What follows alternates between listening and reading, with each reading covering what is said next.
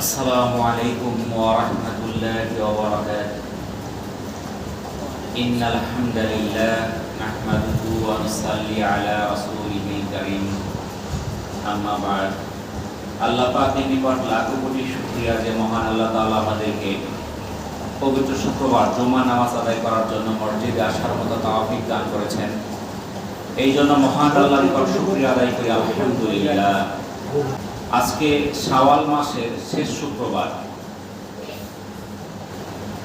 শাওয়াল মাসের বিশেষ একটি আমল হচ্ছে 6টি নফল রোজা। হযরত ওয়াইদুল্লাহ রাদিয়াল্লাহু তাআলা আনহু থেকে বর্ণিত, তিনি বলেন, একদিন রাসূলুল্লাহ সাল্লাল্লাহু আলাইহি ওয়াসাল্লামকে জিজ্ঞাসা করা হলো, ইয়া রাসূলুল্লাহ, আমি কি সারা বছর রোজা রাখতে পারবো? তখন রাসূলুল্লাহ সাল্লাল্লাহু আলাইহি সাল্লাম বললেন, তোমার উপর তোমার পরিবারের হক রয়েছে, কাজেই তুমি সারা বছর রোজা না রেখে রমজানের রোজা রাখো এবং রমজানের পরবর্তী মাস শাওয়ালের 6টি রোজা রাখো, তাহলে তুমি সারা বছর রোজা রাখার সওয়াব অর্জন করবে। সুবহানাল্লাহ। এটা তিরমিজির প্রথম খণ্ডের 1534 নম্বর হাদিস। এই রোজাটা আমরা যারা এখনো রাখি নাই, শাওয়ালের রোজাটা যারা রাখি নাই, তাদের কিন্তু এখনো সুযোগ আছে। কারণ যদি কালকে আমরা যদি আজকে রাত্রে সেহরি খাই, তাহলে শনি, রবি, সোম, মঙ্গল, বুধ, বৃহস্পতি, এই 6 দিনে 6টা রোজা রাখা যাবে। আর যদি কেউ হয়তো 2-4টা রাখছি, তাহলে এই সপ্তাহের মধ্যে বাকিগুলো শেষ করে ফেললাম। তাহলে আমরা আজকে রাত্রিতে সেহরি খাইলেও আমাদের শাওয়াল মাসের 6টা রোজা রাখা সম্ভব। আল্লাহ তাআলা আমাদেরকে তৌফিক দান করুন। তো এখন বর্তমান বিশ্বের মধ্যে একটা অস্থিতিশীল পরিবেশ চলছে। মুসলিম উম্মাহ আজ নির্যাতিত, নিষ্পেষিত ইহুদি খ্রিস্টানদের হাতে। আজকে ফিলিস্তিন হাজার হাজার নিরীহ শিশু, বৃদ্ধ, নারী, এদেরকে নির্বিচারে হত্যা করতেছে। বিশ্ব বিবেক আজ অন্ধ, তারা দেখেও দেখতেছে না যে এই যে এইভাবে তারা গণহত্যা চালাচ্ছে। সারা বিশ্বের বিবেক আজ অন্ধ হয়ে আছে। মুসলিম বিশ্ব শুধু নিন্দা জানানোর মধ্যেই আছে। আরব সহ বিভিন্ন দেশ তারা এইটুকুর মধ্যে সীমাবদ্ধ যে তীব্র নিন্দা জ্ঞাপন করছে, এর বাইরে তাদের আর কিছুই করার নেই। বড়ই আফসোস। আজ সারা বিশ্বকে আমরা বলি যে আমেরিকা, ইউরোপ এরা উন্নত রাষ্ট্র, এরা আধুনিক রাষ্ট্র, এরা সভ্যতা বোঝে, এরা এত সভ্য, কিন্তু সভ্যতার তারা নাম দিয়ে অসভ্যতার যত রকম কাজ আছে কোনটা করার বাকি আছে। আর যদি বিশ্বের কোনো ব্যক্তি ইসলামের বিরুদ্ধে কথা বলে, আল্লাহ রসুলের বিরুদ্ধে কথা বলে, তখন তারা বলে এটা তাদের বাক স্বাধীনতা। কিন্তু আজ যখন যুক্তরাষ্ট্রে এই ফিলিস্তিনি নিরীহ জনগণের উপর এই গণহত্যা হচ্ছে, এর প্রতিবাদে যখন তারা প্রতিবাদ করতে চাচ্ছে, তখন তাদের পুলিশ দিয়ে কি করা হচ্ছে? আক্রমণ করা হচ্ছে, তাদেরকে অ্যারেস্ট করা হচ্ছে, তাদের উপর নির্যাতন করা হচ্ছে। তাহলে ইসলামের বিরুদ্ধে বললে সেটা হয় বাক স্বাধীনতা, আল্লাহ রাসূলের বিরুদ্ধে বললে হয় বাক স্বাধীনতা, কোরআনের অবমাননা হলে এটা বলা হয় বাক স্বাধীনতা। কিন্তু নিরীহ মুসলমানদের উপর যে নির্যাতন করা হচ্ছে, তাদেরকে খাবারের অভাবে, পানির অভাবে মৃত্যুর মুখে পতিত করা হচ্ছে, নির্বিচারে বোমা হামলা করে তাদেরকে হত্যা করা হচ্ছে, এটার বিরুদ্ধে প্রতিবাদ করাকে তারা বলে না যে এটা তাদের বাক স্বাধীনতা। তখন আর বাক স্বাধীনতা থাকে না, তখন এটা হয়ে যায় জঙ্গি। তাহলে আজকে আমরা কাদেরকে সভ্য বলছি? মুসলমানরা প্রতিবাদ করলে তারা জঙ্গি হয়ে যায়, তারা অন্ধ হয়ে যায়, আর তারা যা কিছু করে এগুলো সব ভালো। তাহলে এটাই কি সভ্যতা? তারা সভ্যতার সংজ্ঞাটা কি দিয়েছে? সভ্যতার সংজ্ঞা কি? সভ্যতার সংজ্ঞা কি? এটা যদি বাক স্বাধীনতাই বলেন তাহলে তো সবকিছু প্রতিবাদ করা যাবে। তাহলে এই যে মুসলমানদের নির্বিচারে হত্যা করা হচ্ছে, প্রতিবাদ করা যাচ্ছে না কেন? তাদেরকে কেন অ্যারেস্ট করা হচ্ছে?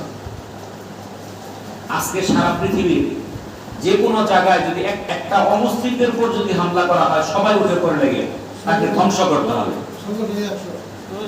আমেরিকাতে টুইন টাওয়ার হামলা কে করেছে তার সুস্পষ্ট প্রমাণ কি পেয়েছিল? তারা মিথ্যা তহমত দিয়ে আফগানিস্তানে লক্ষ লক্ষ মানুষকে নির্বিচারে হত্যা করে।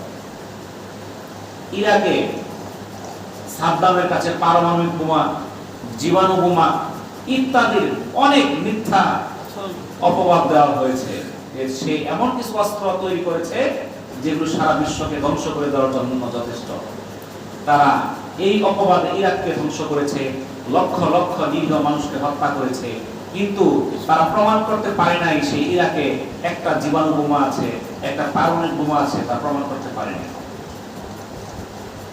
লিবিয়াতে যেখানে গাদ্দাফি সরকার সেই মানুষগুলোকে নিজের সন্তানের চেয়েও মহব্বত করে তাদের যত প্রয়োজন তা পূরণের জন্য আপ্রাণ চেষ্টা করত, তার উপর মিথ্যা অপবাদ দিয়ে তাকে হত্যা করা হয়েছে।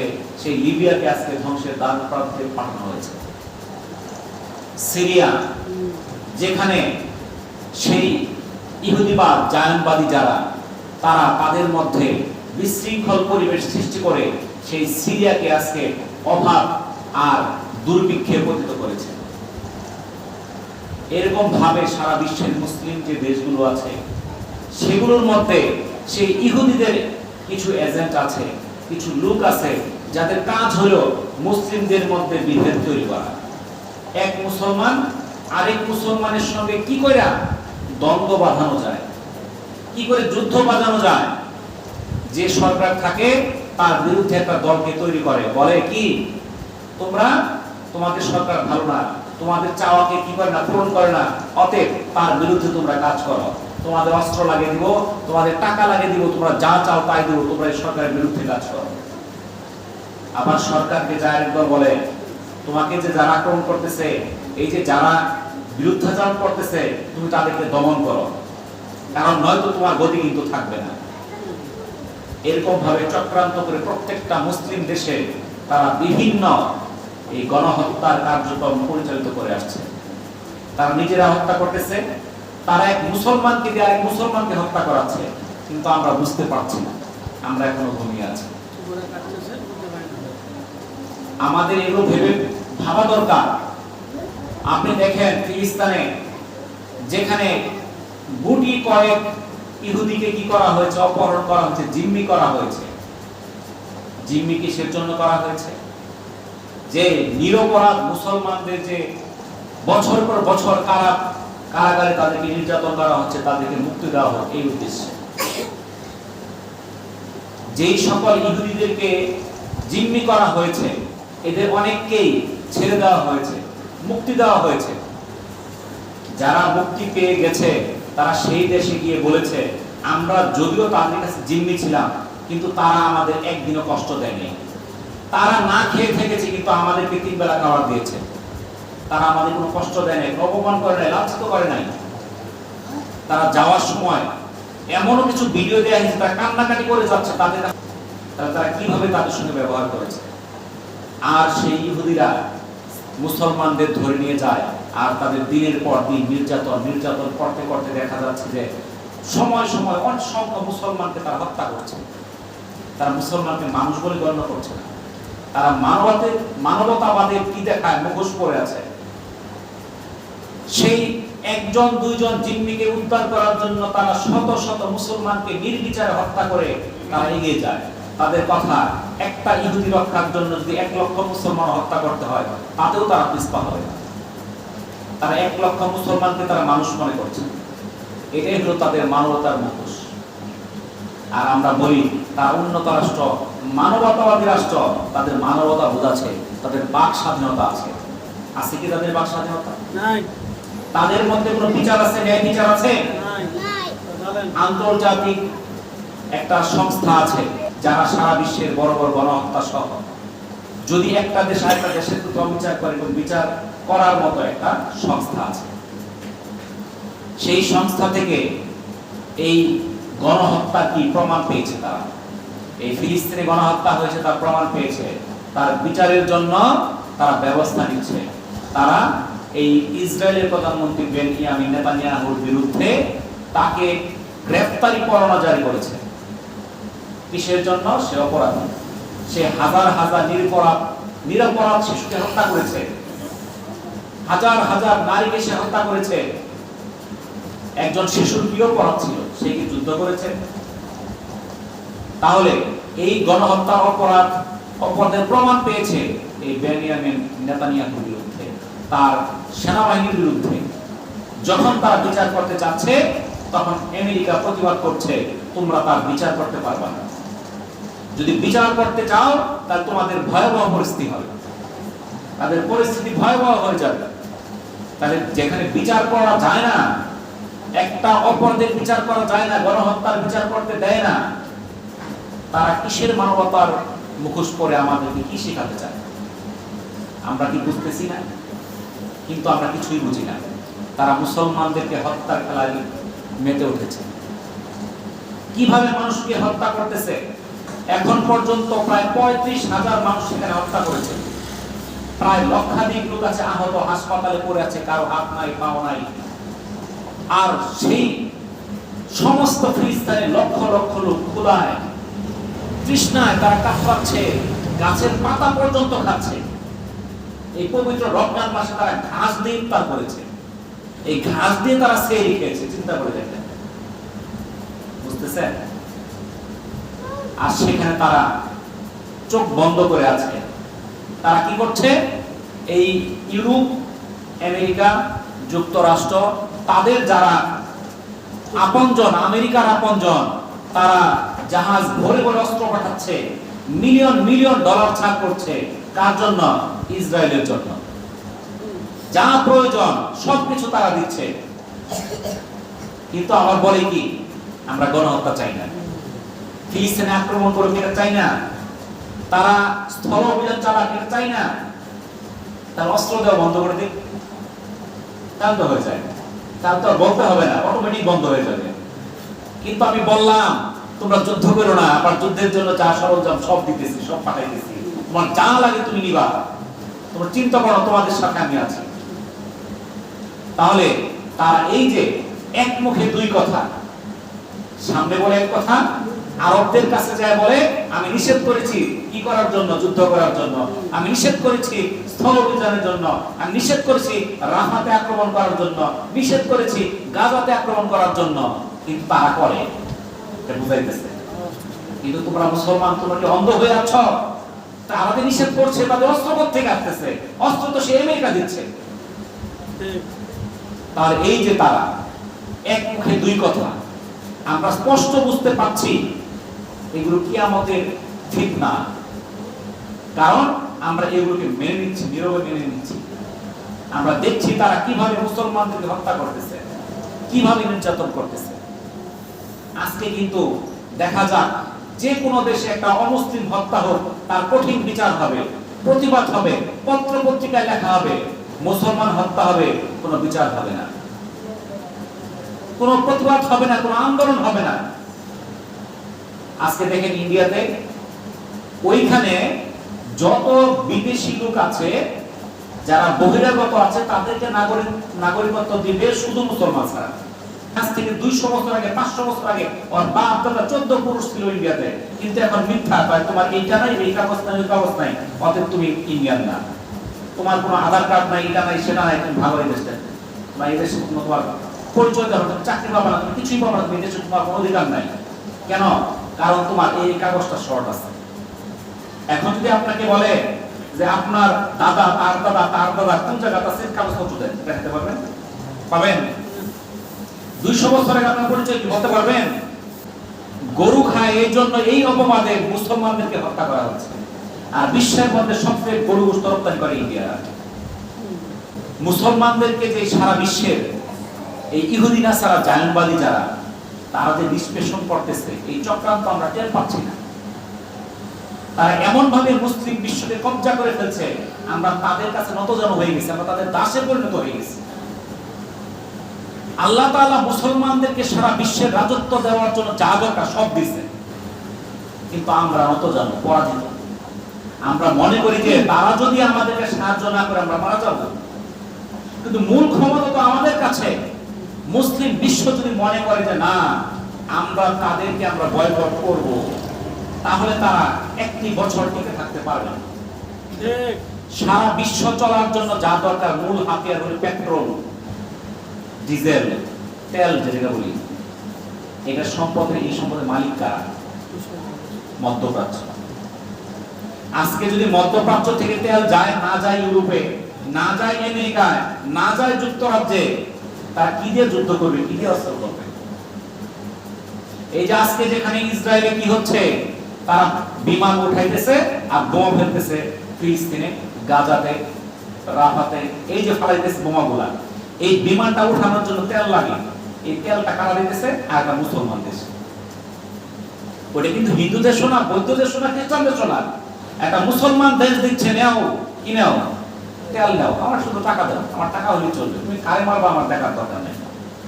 মুসলমান মরবে না, হিন্দু মরবে না, খ্রিস্টান মরবে, আমার দেখার দরকার নাই, আমি টাকা বলি তেল দেবো তোমাকে। তেল দিতেছে, বুঝতে পারছেন? কয়েকদিন আগের ঘটনা, এই কয়েকদিন আগের ঘটনা, ইরাক থেকে, ইরান থেকে কি অস্ত্র ফলাইছে, ক্ষেপণাস্ত্র নিক্ষেপ করছে কোথায়? ইসরায়েলে। ফিরাইছে কারা? আরেক মুসলমান দেশে। খ্রিস্টান লাগে না, মুসলমানদের ফিরা, এই তুই আক্রমণ করিস না, ওই তুই ইহুদি, পরে মারা যাবে না। তাহলে মুসলমানদের তো বাধা দিতেছে। আরেক দেশ বলছে তোমরা সুশিয়া হয়ে যাও, আগামীকালকে তোমাদের উপর আক্রমণ করবে, তোমরা সব যে আর যার যেখানে গুহা টোহা আছে সব লুকায় যাও, কালকে তোমাদের উপর আক্রমণ হবে। এই কথাটা কারা করছে? দিল এক মুসলিম দেশ। আরেক মুসলিম দেশ যখন বোমা থাকলো সে আটকা দিল সব। বুঝতে পারলেন?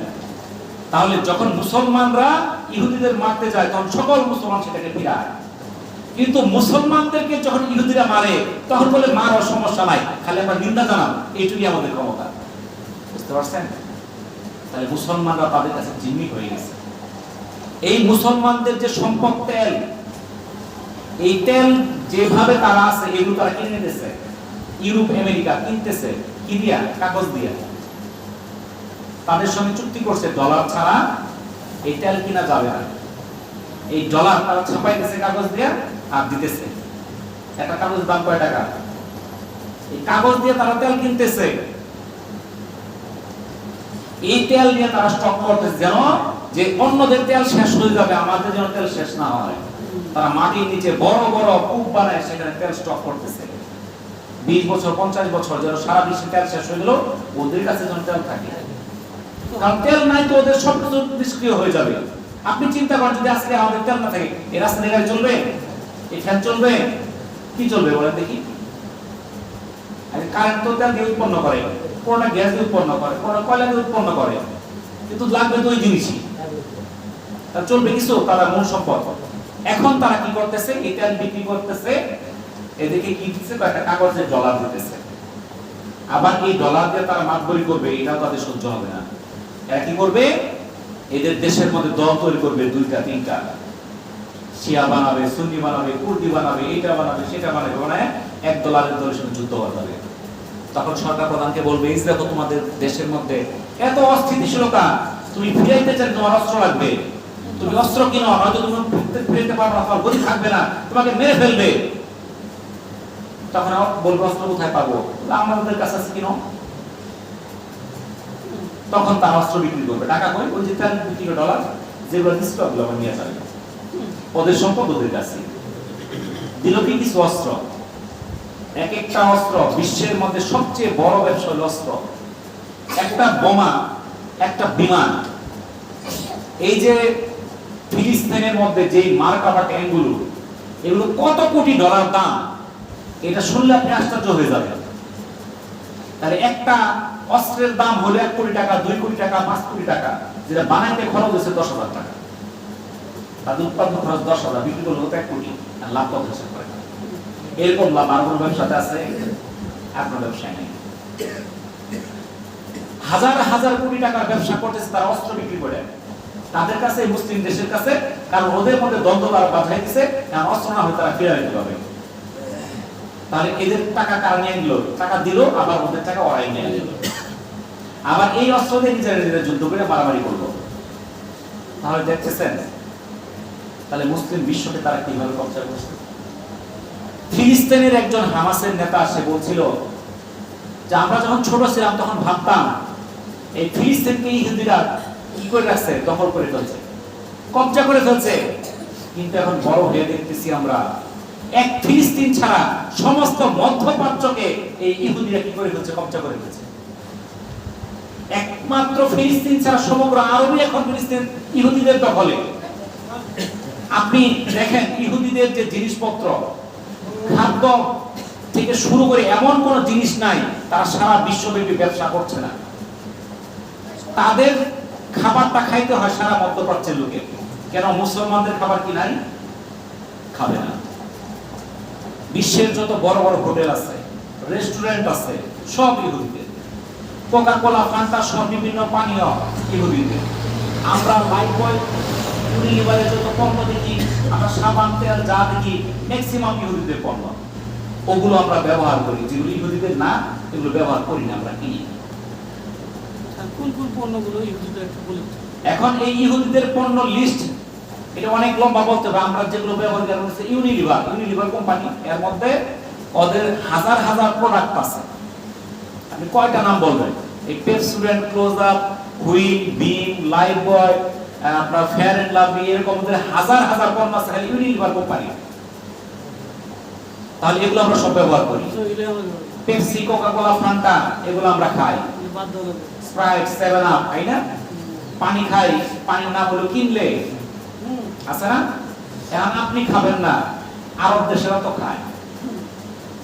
আপনি সারা বছর কয়টা পেপসি খান বন্ধু? আপনি খাইলে কেন, না খাইলে কি বলেন? আপনার মতো কাস্টমার করার দরকার নেই। বছর খানে একটা পেপসি। আর মধ্যপ্রাচ্যের লোকেরা একটা লোক দিন কম পক্ষে 4-5টা পেপসি খায়। ওরা ভাত খাওয়ার সময় একটা পেপসি লাগে। আমরা তো ভাত খাই, ওরা বিভিন্ন মুরগি টুরগি খায়, মাছ মাংস এগুলো খায়, ওরা পেপসি ছাড়া কিছু খায় না। মানে রুটিও খায়, রুটি আছে, একটু মাংস আছে, একটা পেপসির বোতল আছে। ওদের 3 বেলা খাইলে কম পক্ষে 3টা পেপসির বোতল লাগবে। এটা আমি যাই দেখে আসছি। তাহলে যে ব্যক্তিরা 3 বেলা 3টা পেপসি খায়, সারা বছর কতগুলো পেপসি খাচ্ছে। আর আমরা তো মাসে একদিন বিয়ার দাওয়াত দিলে বা পোলাও মাংস খাইলে কি বলেন, নাকি 3 বেলা খাই, আমরা খাইলে কি না খাইলে কি বলেন তো দেখি। আমরা তো 3 বেলা ঘরের মধ্যে রান্না খাই, আলু ভর্তা, ডিম, পোলাও মাংস বাড়িতে রান্না করে খাই। আর আরব দেশের লোকেরা খাইতেছে কোথায়? ওই কেএফসি তে। ওইটা একটা রেস্টুরেন্ট, আরো বিভিন্ন রেস্টুরেন্ট তাদের আছে, ওইখানে মানুষ খাচ্ছে। ফিলিস্তিনি যুদ্ধের মধ্যে যেই সকল যোদ্ধা ইসরায়েল থেকে বের হয়েছে তাদের জন্য একটা পুরস্কার ঘোষণা করছিল যে যারা এই ফিলিস্তিনের বিরুদ্ধে যুদ্ধ করবে এই ইহুদিদেরকে আমরা বিনামূল্যে খাওয়াবো। এরকম একটা রেস্টুরেন্ট আছে। এই রেস্টুরেন্টের নামটা আমার মনে হইতেছে না। আমি আজকে একটা খবর পেলাম, মালয়েশিয়ার সম্ভবত কোন দেশটা জানি 100 কেএফসির দোকান বন্ধ হয়ে গেছে। তারা বয়কট করছে, আমরা কেএফসি খাবো না। সুবহানাল্লাহ। তুরস্কে তারা টোটাল এই ফিলিস্তিন ইহুদিদের পণ্য বয়কট করেছে এবং তারা ইহুদিদের সঙ্গে সকল সম্পর্ক ছিন্ন করেছে। তাদের সঙ্গে আমাদের কোনো সম্পর্ক থাকবে না। আজকে যদি আরব বিশ্ব বলে যে আমরা ইসরায়েলের সঙ্গে সম্পর্ক ছাড়লাম, সেটা এমনি না খেয়ে মারা যাবে। সে কি করে খাবে? সে তো মুসলমানদের ব্যবসা করে খাচ্ছে। আমি হজের মধ্যে গিয়ে দেখেছি এই যে ইহুদিদের যে দোকানগুলো, খাবার যে রেস্টুরেন্টগুলো, এই কেএফসি সহ আরো যেগুলো আছে, এই প্রত্যেকটার মধ্যে উপচে পড়া ভিড়। এমন ভিড়, চেয়ারে পিছিয়ে ধরে রাখতে হয়, আর একজন বসবে, ওই উঠলে আপনি বসে খাবেন, টাকা দিয়ে বিনামূল্যে না। এত ভিড়। কাদের রেস্টুরেন্ট? ইহুদিদের রেস্টুরেন্ট আমরা খাচ্ছি। তাহলে আমরা কিসের প্রতিবাদ করছি? এই যে নিরীহ মুসলমানদেরকে হত্যা করছে, আমরা তো কোনো প্রতিবাদ করতেছি না। আমাদের মনের মধ্যে একটু বিন্দুমাত্র কষ্ট হইতেছে না। আমরা তাদেরকে ধিক্কারও দিচ্ছি না। আমরা আল্লাহর কাছে সাহায্য চাইতেছি না যে হে আল্লাহ, তুমি ফিলিস্তিনের মানুষ তুমি হেফাজত করো, তুমি এই ইহুদিদেরকে ধ্বংস করো। আমরা তো এইটুকু দোয়াও করতেছি না। তাহলে কিসের মুসলমান হলাম? প্রথম স্তর ইমানদার তারাই যারা হাত দিয়ে প্রতিবাদ করে, আর যারা দ্বিতীয় স্তর ইমানদার তারা মুখ দিয়ে প্রতিবাদ করে। আজকে কিন্তু আমাদের মধ্যেও এই কাজ হচ্ছে। আমাদের মধ্যে অনেক লোক আছে বিশাল বিশাল বক্তব্য দিচ্ছে, মঞ্চে ব্যাপক হাজার হাজার লোক তার সামনে, বাংলাদেশে তার লক্ষ লক্ষ ভক্ত আছে, কিন্তু সে ইহুদিদের টাকায় চলে, তার মুখ ইহুদিদের কথাই বলে। এখন কে ব্যক্তি আমি তার নাম বলবো না, কারণ আমি আমার কাছে ওইটা যথেষ্ট প্রমাণ নেই, তাহলে আমি নাম বলতে পারবো না, কিন্তু কাজগুলো আপনি দেখবেন। তাহলে দেখেন আপনার এই যে আমাদের দেশে তারা এইভাবে কথা বলছে, আপনি দেখেন নামাজ ফরজ, হজ ফরজ, রোজা ফরজ, যাকাত ফরজ, এই যে ফরজিয়ত গুলো, এগুলোর মধ্যে কোনো মতানৈক্য আছে? নামাজ 5 ওয়াক্ত, এতে কারো কোনো মতভেদ আছে? জীবনে একবার হজ ফরজ, মতভেদ আছে? রমজান মাস রোজা রাখতে হবে, মতভেদ আছে? কিন্তু দল বানাচ্ছে, এই হাত উপরে না মানলে নামাজ হতো না, হাত উপরে মানলে তুমি কাফের হয়ে যাবা, হাত নিচে মানলে কাফের হয়ে যাবা। একদল বলতেছে আমিন জুড়ে বললে কাফের হয়ে যাবা, আরেক দল বলতেছে আমিন আস্তে বললে কাফের হয়ে যাবা, আরেক দল বলতেছে এইটা সেটা। সেগুলো ইসলামের ফরজিয়ত কোনো বিষয়ই না, এগুলো দ্বন্দ্ব বাজানোর বিষয়। এমন কিছু লোক আছে, বক্তা আছে, যারা সারাটা জীবন শুধু বয়ান করতেছে এটাই কি করে মানুষের মধ্যে দ্বন্দ্ব বাজানো যায়, কি করে একের সঙ্গে অপর শত্রুতা বাড়ানো যায়।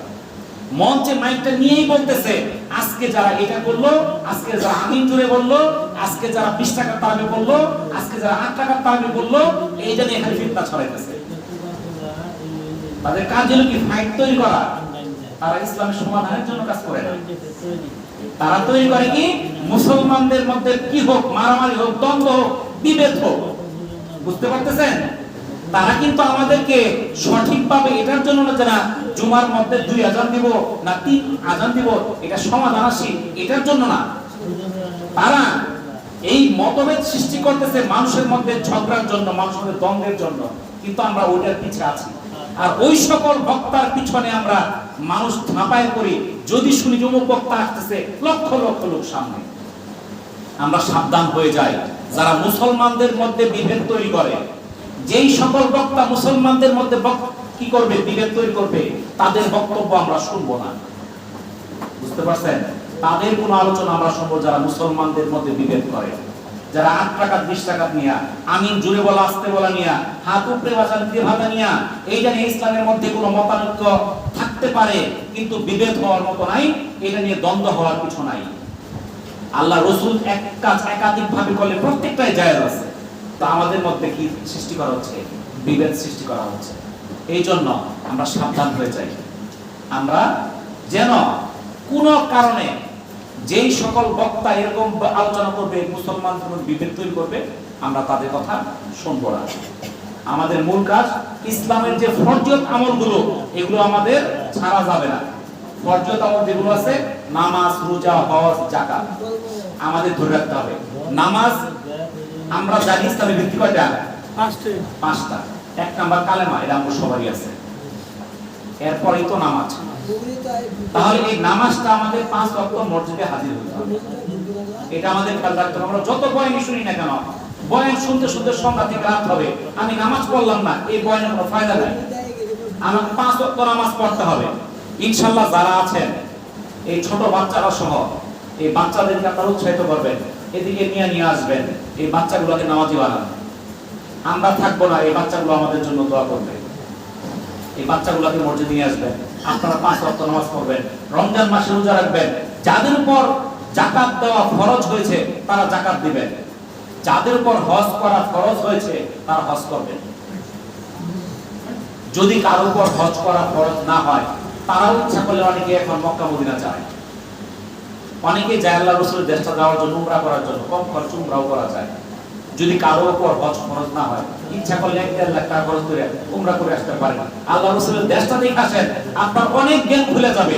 আপনি সারা জীবন লেখাপড়া করে যে জ্ঞান অর্জন করবেন, তার চেয়ে বেশি জ্ঞান অর্জন করবেন আপনি সফর করে। আর আল্লাহর রাসূলের জন্ম যেই দেশে, সেই দেশে গেলে আপনার জ্ঞান খুলে যাবে। আমরা সবাই চেষ্টা করি আমল করার জন্য, আল্লাহ তাআলা আমাদেরকে তৌফিক দান করুন। আমিন। তো আমরা যে কথাগুলো বললাম, আমরা মুসলমানদের জন্য দোয়া করব। বিভিন্ন সময় আমরা আল্লাহর কাছে কান্নাকাটি করি, মুসলমানদের জন্য হাত উঠাই, তাহলে আপনি মুক্তি পেয়ে যাবেন। আর যদি আপনি এই প্রতিবাদ না করেন, এই মুসলমানদের হত্যার বিরুদ্ধে আপনার মনের মধ্যে ঘৃণা জেগে না ওঠে, এটার জন্য আপনাকে হিসাব দিতে হবে। আপনি এটা মনে করেন না বাংলাদেশে বসে আছেন, আর সেখানে ফিলিস্তিনিদের মারতেছে, এই জন্য আপনার কোনো শাস্তি হবে না। এটার জন্য আপনার শাস্তি হতে পারে। মারতেছে ইহুদিরা, শাস্তি পাবে মুসলমানরা। কেন? এক নাম্বার, প্রতিবাদ করে নাই, হাত দিয়ে ফিরায় নাই, মুখ দিয়ে কথা বলে নাই, এইটুকু সামর্থ্য নাই, অন্তরেও ঘৃণা করে নাই। আমাদের হাত দিয়ে বলার সামর্থ্য নাই, মুখ দিয়ে বলার সামর্থ্য নাই, অন্তর তো সামর্থ্য আছে। আমরা অন্তর দিয়ে কান্নাকাটি করে আল্লাহর কাছে বলছি কিনা? যদি আল্লাহর কাছে কান্নাকাটি করে বলি যে হে আল্লাহ, এই মুসলমানদের তুমি হেফাজত করো, তাহলে আমাকে আল্লাহ মাফ করে দিতে পারে। কিন্তু তাও যদি আমি না করি, তাহলে তো আমাকে ছাড়বে না। সেদিন বলা হবে, সেদিন যখন মুসলমানদেরকে নির্বিচারে হত্যা করা হয়েছিল, তুমি কি জবাব দিচ্ছ? তুমি কি করছো? যাদেরকে হত্যা করতেছে, এটা কি তাদের কি লস হইতেছে মনে করতেছেন? তাদের কোনো লস হইতেছে না। একজন বাবা তার যখন শেষ পুত্র সন্তানটা শহীদ হয়ে যায়, তখন সে বলে, মিষ্টি বিতরণ করে করে বলতেছে, মারহাবা মারহাবা, আমার সবগুলো সন্তান শহীদ হয়ে গেছে। যেই যে হামাসের যে প্রধান ইসমাইল হানিয়া, যেদিন তার সন্তানকে হত্যা করছে, গত মাসে তার সন্তানকে হত্যা করছে, ওই দিনে সে প্রতিবাদ দিছে, আমার সন্তান মারা গেছে, এতে অন্য যে একজন ফিলিস্তিনি মারা গেছে তার চেয়ে আমি বেশি ব্যথিত না। আমার একটা ফিলিস্তিনি মরলেও যা, আমার সন্তান মরলেও তা, আর এরা প্রত্যেকই শহীদ। বুঝতে পারছেন? যারা মারা যাইতেছে তারা কপাল খুলে নিয়ে যাইতেছে, তারা জান্নাতের সার্টিফিকেট নিয়ে যাইতেছে, তারা জান্নাত সামনে দেখতেছে, এই জন্য তারা রাইফেলের সামনে ইট দিয়ে ঢিল মারে, পাথর দিয়ে ঢিল মারে। আপনারা ছবিতে দেখছেন, এই যে রাইফেল দিয়ে গুলি করে দেখছে, রাইফেল নাই, ইট ঢিলা। কিসের জন্য? তারা জানে আমরা মরলেই জান্নাত। বুঝতে পারছেন তো? কিন্তু আমাদের মধ্যে ওই স্পৃহা নাই। আমরা তাদের জন্য কান্নাকাটি করি না, আমরা তাদের জন্য দোয়া করি না। বড়ই আফসোস। আমরা তাদের জন্য সবাই প্রাণ খুলে দোয়া করব, হে আল্লাহ, তুমি মুসলিমবাসীকে, মুসলিম যারা ফিলিস্তিনি সারা বিশ্বে নির্যাতিত, তাদের তুমি হেফাজত করো, আর সেই ইহুদি জানবাদীদের তুমি ধ্বংস করে দাও। আমিন। ওয়া আখিরু দাওয়ানা আলহামদুলিল্লাহি রাব্বিল আলামিন। আসসালামু আলাইকুম ওয়া রাহমাতুল্লাহি ওয়া বারাকাতুহু।